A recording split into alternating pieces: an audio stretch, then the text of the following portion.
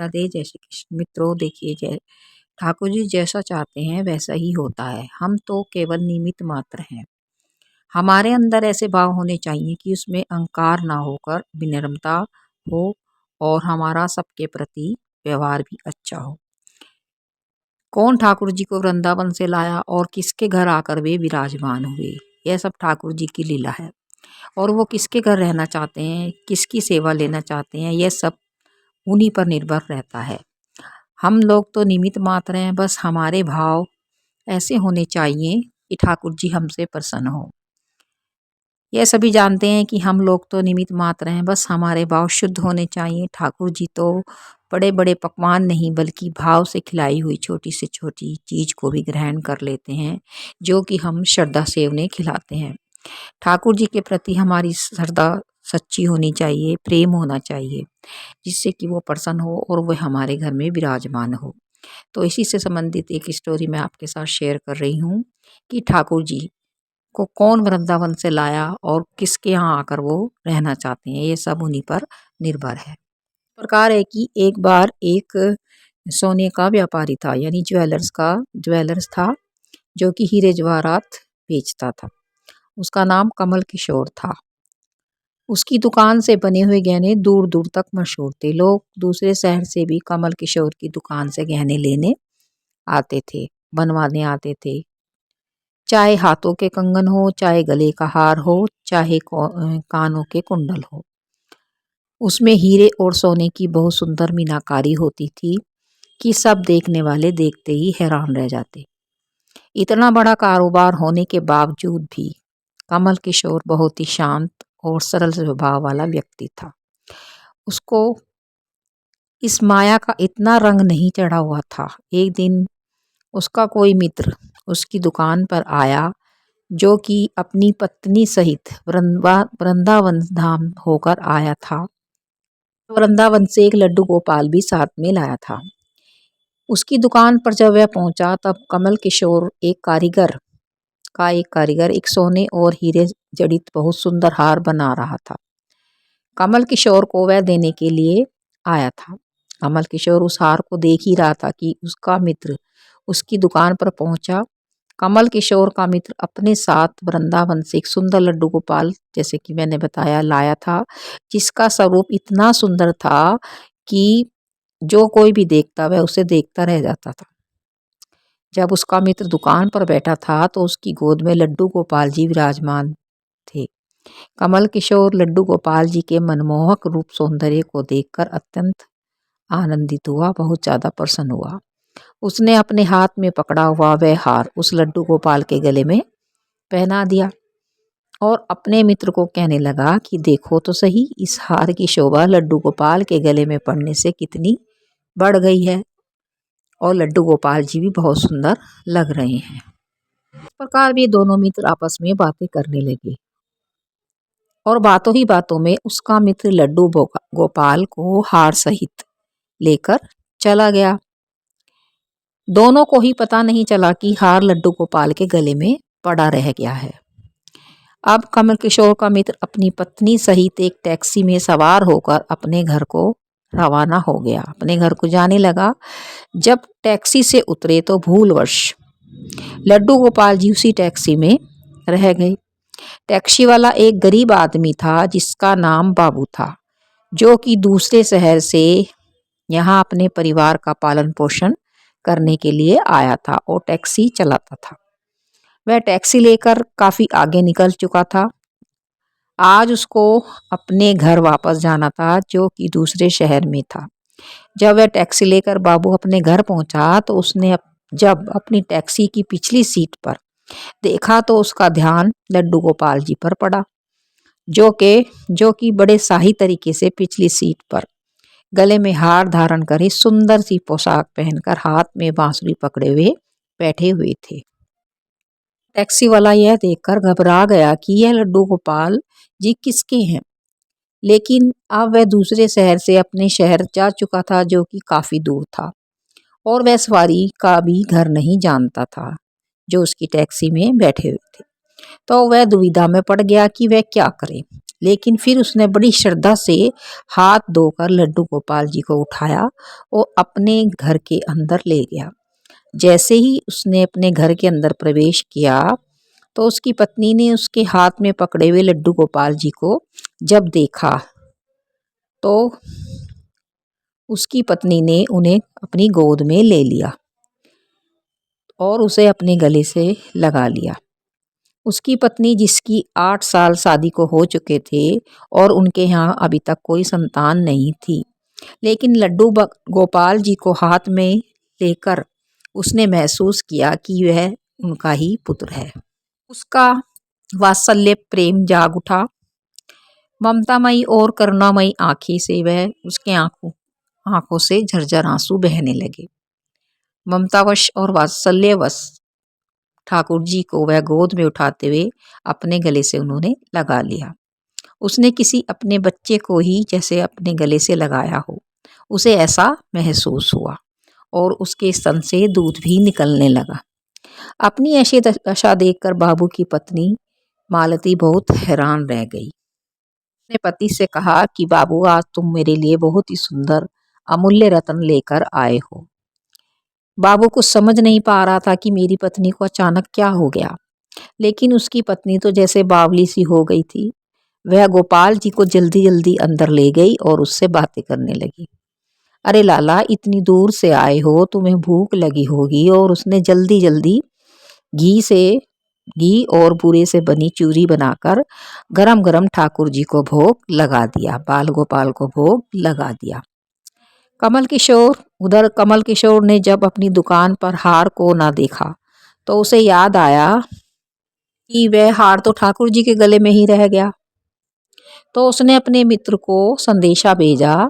तो मित्र ने आगे से जवाब दिया, अरे मित्र, वह माखन चोर और चित चोर हार सहित खुद ही चोरी हो गया है।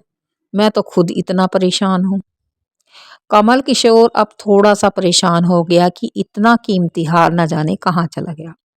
मुझे तो लाखों का नुकसान हो गया, लेकिन फिर भी अपने सरल स्वभाव के कारण उसने अपने मित्र को कुछ नहीं कहा और अपने मन में सोचा कि कोई बात नहीं, मेरा हार तो ठाकुर जी के ही अंग लगा है।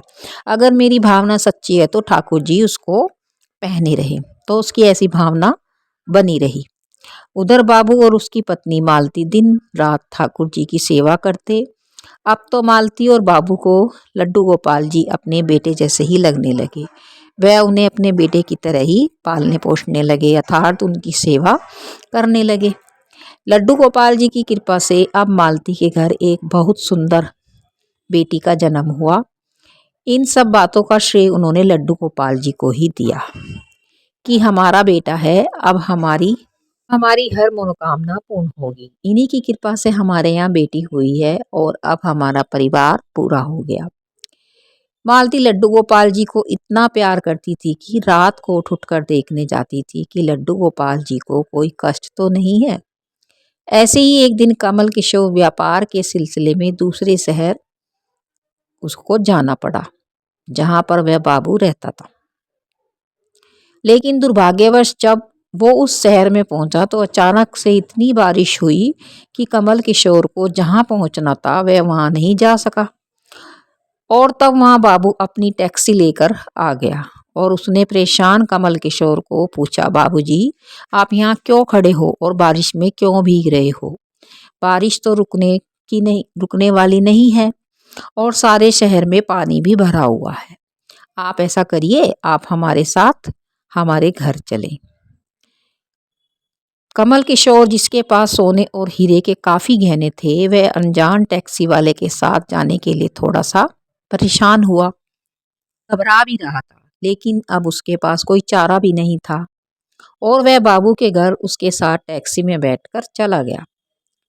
घर पहुंचते ही बाबू ने मालती को आवाज दी कि आज हमारे घर मेहमान आए हैं, तुम उनके लिए खाना बनाओ।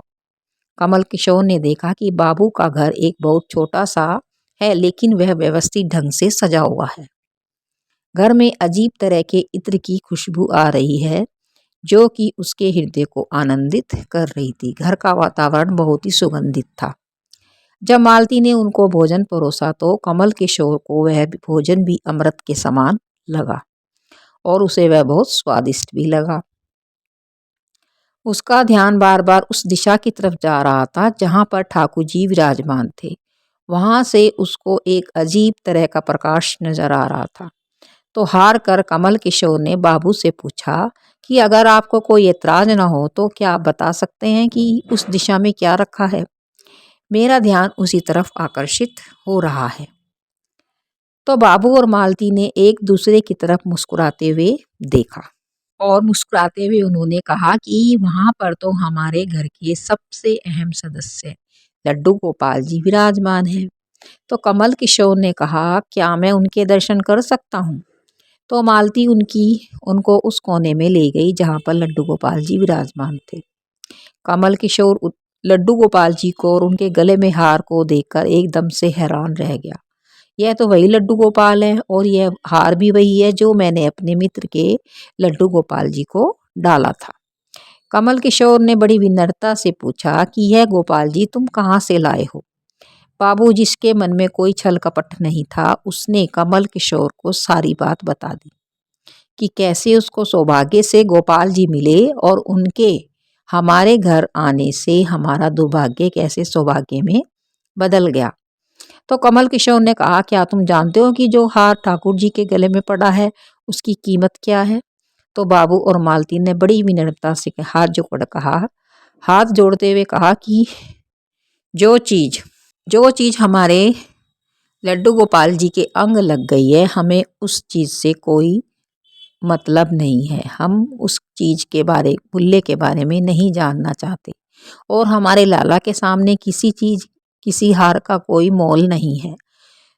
तो कमल किशोर एकदम से चुप हो गया और उसने मन में सोचा कि चलो अच्छा है, मेरा हार ठाकुर जी ने अपने अंग लगाया हुआ है। अगले दिन जब वह चलने को तैयार हुआ और बाबू उनको टैक्सी में लेकर उनके मंजिल तक पहुंचाने लगा, तो जब कमल किशोर टैक्सी से उतरा और जाने लगा तभी बाबू ने उनको आवाज लगाई कि जरा रुको, यह आपका कोई सामान हमारी टैक्सी में रह गया है। लेकिन कमल किशोर ने कहा कि वहां तो कुछ भी नहीं रखा। लेकिन बाबू ने कहा कि यह बैग तो आपका ही है। जब कमल किशोर ने उस बैग को खोलकर देखा तो उसमें बहुत सारे पैसे थे। कमल किशोर हक्का बक्का रह गया कि यह तो इतने पैसे हैं जितने की उस हार की कीमत है। उसकी आंखों में आंसू आ गए कि जब तक मैंने निश्चल भाव से ठाकुर जी को वह हार धारण करवाया हुआ था तब तक उन्होंने पहने रखा। मैंने उन पैसों को सुनाया तो उन्होंने मेरा अभिमान तोड़ने के लिए मुझे पैसे दे दिए। वह ठाकुर जी से क्षमा मांगने लगा, लेकिन अब हो भी क्या सकता था। कहानी से हमें यह सीख मिलती है कि हमारे अंदर ऐसे भाव होने चाहिए कि उसमें अहंकार नहीं होना चाहिए बल्कि विनम्रता होनी चाहिए। ठाकुर जी जैसा चाहते हैं वैसा ही होता है, हम तो केवल निमित्त मात्र हैं। कौन ठाकुर जी को वृंदावन से लाया और किसके घर आकर वे विराजमान हुए, यह सब ठाकुर जी की लीला है।